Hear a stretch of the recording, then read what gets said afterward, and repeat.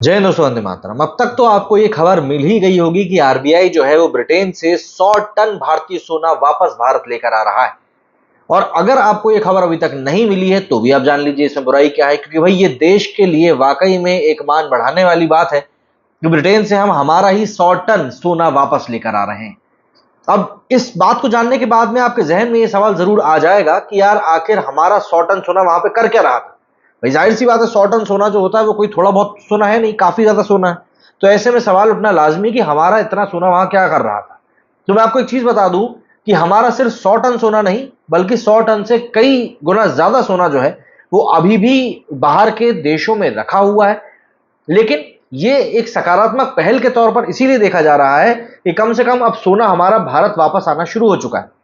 मैं आपको बता दूं, 91 में जब भारत की इकोनॉमी के ऊपर ग्रहण लगा था, संकट आया था, तब हमारे देश की सरकार ने भारत की इकोनॉमी को बचाने के लिए कई टन सोना गिरवी रखा था विदेशों में, जिसमें से कि काफी हिस्सा पहले ही वापस लाया जा चुका है। लेकिन ये जो सोना जिससे उनकी अभी हम लोग बात कर रहे हैं स्पेसिफिकली, ये सोना वो सोना नहीं है जिसको गिरवी रखा गया था। दरअसल जिस भी देश के पास में सोना होता है उसके पास में एक बहुत बड़ा सिक्योरिटी कंसर्न भी होता है। सोना चुराने के लिए पूरी दुनिया में काफी लोग बैठे हुए हैं। जो हम मूवीज में हाइस्ट वगैरह देखते हैं, ऐसा नहीं है कि वहां पर सब चीजें झूठी मूठी दिखाई जाती हैं। कुछ चीजें वहां पर असलियत में भी होती हैं, तो कुछ ऐसी ही चोरी जो है दुनिया भर में होती है। तो ऐसे में अपने एक बहुत बड़े सोने के हिस्से को सिर्फ भारत सरकार ही नहीं बल्कि कई सारे देश जो है अलग अलग जगहों पर रखते हैं। लेकिन इन जगहों में से सबसे सेफ जगह जो है वो बैंक ऑफ इंग्लैंड मानी जाती है। बैंक ऑफ इंग्लैंड में काफी सारे देश हैं जो कि अपने सोने को सुरक्षित रखने की नीयत से जमा कराते हैं, और वहीं से भारत जो है अपना 100 टन सोना जो है वापस लेकर आ रहा है। ऐसे में कई लोग सवाल उठा रहे हैं कि आखिर हमको हमारा सोना वहां पर रखने की जरूरत ही क्या पड़ी। तो आप इस बात को इस तरीके से समझिए कि हमारा जो सोना है वो वहां पर इसलिए रखा था क्योंकि बैंक ऑफ इंग्लैंड इस बात की सुनिश्चितता देता है कि आपका जो सोना है वो हमारे पास पूरी तरीके से सुरक्षित रहेगा। दूसरी बात, भारत में जिस तरह की अर्थव्यवस्था ऊपर नीचे होती रहती थी, उसके कारण कई बार ये चीज देखी जाती थी कि सोने का गलत इस्तेमाल भी किया जा सकता है। वो भी एक कारण बना।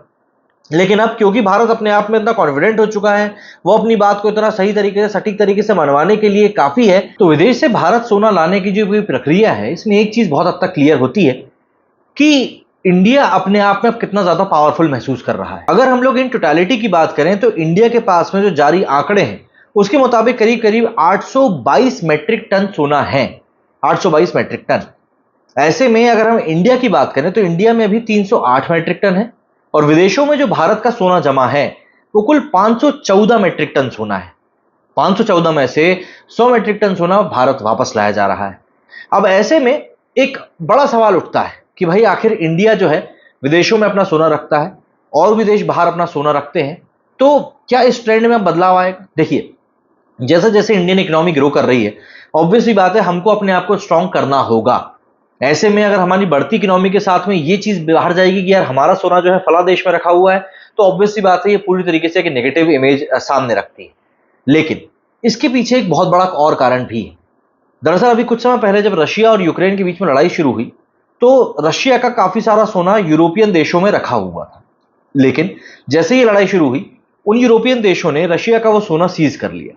अब एक तरीके से देखा जाए तो भाई ये तो एक तरह से विश्वासघात हुआ। अब क्योंकि वो देश जो थे वो रशिया के उस कदम से खुश नहीं थे, इसलिए उन्होंने कहा कि भैया हम तुम्हारा सोना जो है सीज कर रहे हैं।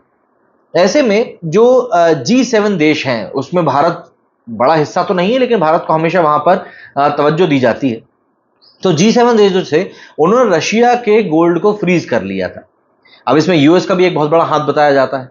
बट इन दी एंड बात यही आ जाती है कि अगर आपका सोना आपके पास नहीं है तो कोई भरोसा नहीं है कि कल को आपके सोने के साथ में क्या होगा और क्या नहीं होगा।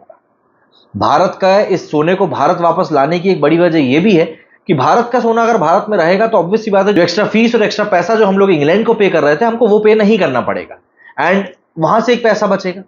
बट आने वाले 2-3 साल में हमको ये चीज भी पता चल जाएगी कि जो भारत में हम सोना रख रहे हैं क्या उसको रखने की कीमत से कम पड़ रहा है हमको, वरना पता चल रहा है कि हम इंग्लैंड से सोना ले आए और यहां पर लेकर हमारा ज्यादा खर्चा हो रहा है। अब जरा इस बात को भी समझ लेते हैं कि सोना जो है वो कैसे लाया जा रहा है और उसको रखा कहां जाएगा। देखिए, 100 टन सोने को भारत लाने के लिए महीनों की यहां पर ऑलरेडी प्लानिंग करी गई है। और फिर पूरे प्लान को एग्जीक्यूट किया गया है। प्लानिंग और एग्जीक्यूशन में वित्त मंत्रालय, आरबीआई और सरकार की जो दूसरी विंग्स हैं और जो लोकल अथॉरिटीज हैं जहां पर भी इन सोने को रखा जाना है, वो सब इस पूरी प्रोसेस में इन्वॉल्व थी। इसके अलावा आरबीआई को सोना भारत में लाने के लिए जो सीमा शुल्क है ना, उसमें छूट दी गई है। वरना आप कोई भी चीज अंदर लाते हैं तो उसके ऊपर एक ड्यूटी लगती है, लेकिन इंपोर्ट पर लगने वाले इंटीग्रेटेड जीएसटी में कोई छूट नहीं लगी, क्योंकि जो इंटीग्रेटेड जीएसटी है वो सभी राज्यों में शेयर किया जाता है, तो ऑब्वियस सी बात है उसके ऊपर कोई छूट नहीं है। गोल्ड लाने के लिए एक स्पेशल एयरक्राफ्ट का इस्तेमाल किया गया, और इस कदम से आरबीआई को कुछ स्टोरेज कॉस्ट, जो मैंने आपको बताया ना कि वहां पे जो स्टोरेज कॉस्ट हम लोग इंग्लैंड को पे कर रहे थे, वो यहां पर हमको बचाने में थोड़ी हेल्प मिलेगी। हमारे देश के अंदर मुंबई के मिंट रोड पर रिजर्व बैंक ऑफिस की पुरानी बिल्डिंग में सोना रखा जाता है। इसके अलावा पूरी सिक्योरिटी के साथ सोने का स्टोरेज नागपुर में भी एक वॉल्ट में किया जाता है। जैसे कि हम लोग कई सारे बैंकों में देखते हैं ना कि लॉकर्स अवेलेबल हैं जहां पर कि आप पैसे रख सकते हैं, अपना कीमती सामान रख सकते हैं, कुछ वैसे ही ये वॉल्ट्स होते हैं, बस काफी बड़े वॉल्ट्स होते हैं। इसके अलावा आरबीआई केवल भारत में नहीं बल्कि विदेशों में भी अपना सोना रखता है। जैसा मैंने आपको बताया, सभी देशों में केंद्रीय बैंक सोने को अलग अलग जगहों पर रखना चाहते हैं ताकि जोखिम कम हो सके। सबसे पहले तो सोने की सेफ्टी को ध्यान में रखा जाता है। अगर भारत में आपदा या राजनीतिक अस्थिरता से आर्थिक कंडीशन खराब होती है तो इससे उबरने में विदेशों में रखा सोना ही काम आता है। एंड सबसे बड़ी बात, आपके पास खुद जितना सोना है आपकी इकोनॉमी उतनी ज्यादा स्ट्रांग होती है, ये बात तय है।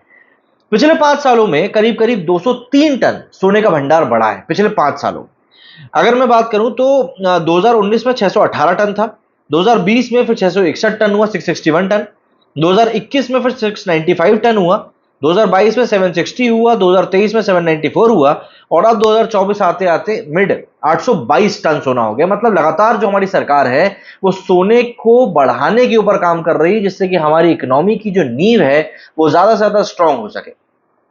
ब्रिटेन का बैंक ऑफ इंग्लैंड, जो हम परंपरागत रूप से बात करते हैं, कई सारे केंद्रीय बैंकों के लिए सोने का भंडार गृह बनता है।